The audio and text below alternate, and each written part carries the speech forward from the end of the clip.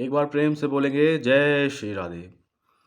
देखिए मोहिनी एकादशी कहते किसे हैं? मोहिनी एकादशी का नाम मोहिनी एकादशी क्यों पड़ा और इसके महत्व के विषय में आज की वीडियो में देखेंगे। तो देखिए बात करें मोहिनी एकादशी की, तो जब अमृत मंथन हुआ था, अमृत निकला था तो उस समय पे देवताओं और राक्षसों में एक दूसरे के लिए अमृत पीने की होड़ लग गई थी।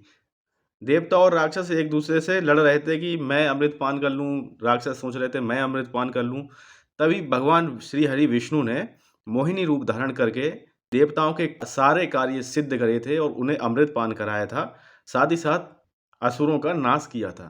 तो इसलिए जो है जब देवताओं के सारे काज बन गए, उनके लिए अमृतत्व का प्राप्ति हो गई, भगवान श्री हरि ने मोहिनी रूप धर के उनके सारे कष्ट हर लिए और उनको अमर तत्व की प्राप्ति हो गई। तो सभी देवताओं ने मनुष्य के कल्याण के लिए कहा है, वैशाख मास के जो 3 दिन रहते हैं, एकादशी से पूर्णमासी तक, तो अगर इन तीनों दिनों में भगवान विष्णु की जो भी सच्चे मन से आराधना करता है, उसको जो है सर्वोत्तम फल की प्राप्ति होती है। और उसी में एक दिन है देखिए मोहिनी एकादशी का। इसका अपने आप में बहुत ही ज़्यादा महत्व है। और अब देखेंगे महत्व के विषय में। देखिए युधिष्ठिर पूछ रहे हैं कृष्ण भगवान जी से, जनार्दन वैशाख मास के शुक्ल पक्ष में किस नाम की एकादशी होती है, उसका क्या फल होता है तथा उसके लिए कौन सी विधि है। तो भगवान श्री कृष्ण जी महाराज क्या कह रहे हैं, युधिष्ठिर से कह रहे हैं, देखिए महाराज पूर्व काल में परम बुद्धिमान श्री रामचंद्र जी ने महर्षि वशिष्ठ से यही बात पूछी थी जिसे आज तुम पूछ रहे हो।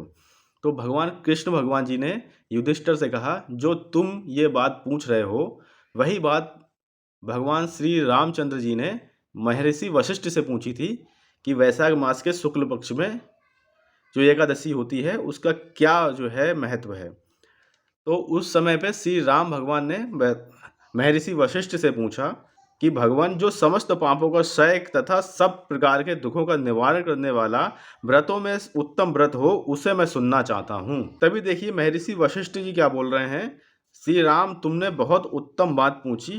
मनुष्य तुम्हारा नाम लेने से ही सब पापों से शुद्ध हो जाता है। तो महर्षि वशिष्ठ जी कह रहे हैं कि श्री रामचंद्र जी आपका नाम लेने से ही वैसे तो सभी पापों की शुद्धि हो जाती है, लेकिन जब पूछ रहे हो आप तो मैं बताता हूँ कि तथापि लोगों के हित की इच्छा से मैं पवित्रों में पवित्र उत्तम व्रत का वर्णन करूँगा। वैशाख मास के शुक्ल पक्ष में जो एकादशी होती है उसका नाम मोहिनी है।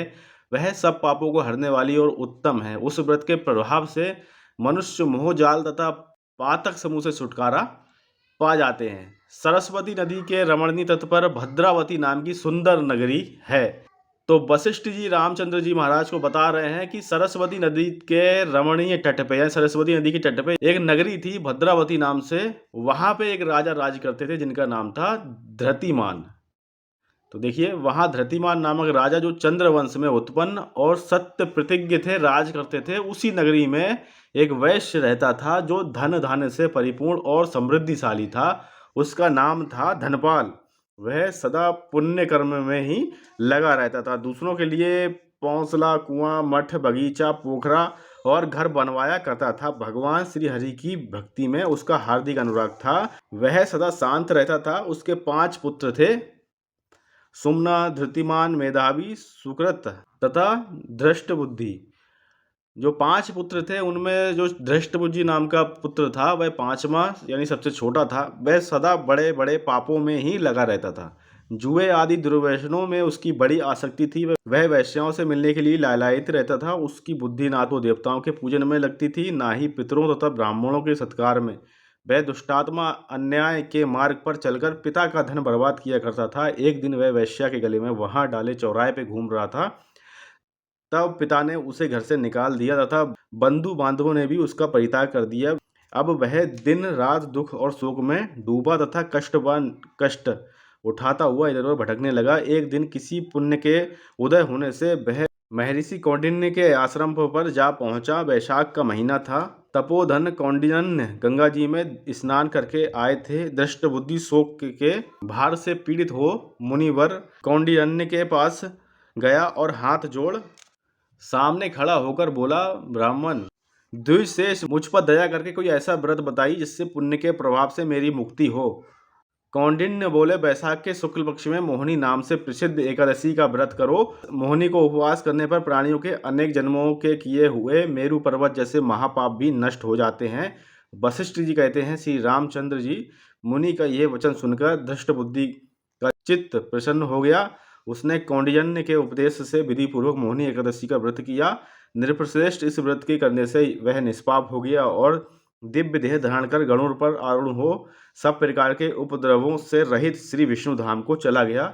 इस प्रकार ये मोहिनी का व्रत बहुत उत्तम है। इसके पढ़ने और सुनने से सहस्त्र गोदान का फल मिलता है।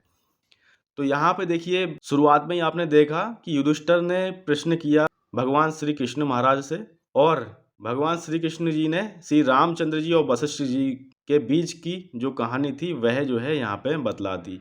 तो अगर आपने धैर्य से सुना होगा और पढ़ा होगा तो गोदान का फल तो मिलना तय है, क्योंकि यहाँ पे देख सकते हैं, यहाँ पे लिखा भी गया है, इसके पढ़ने और सुनने से सहस्त्र गोदान का फल मिलता है।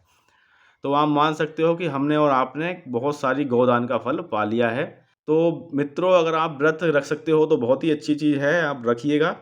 लेकिन अगर आप इसका पाठ ही कर लेते हो तो फल मिलेगा गोदान का फल, जैसा कि यहाँ पे वर्णित है।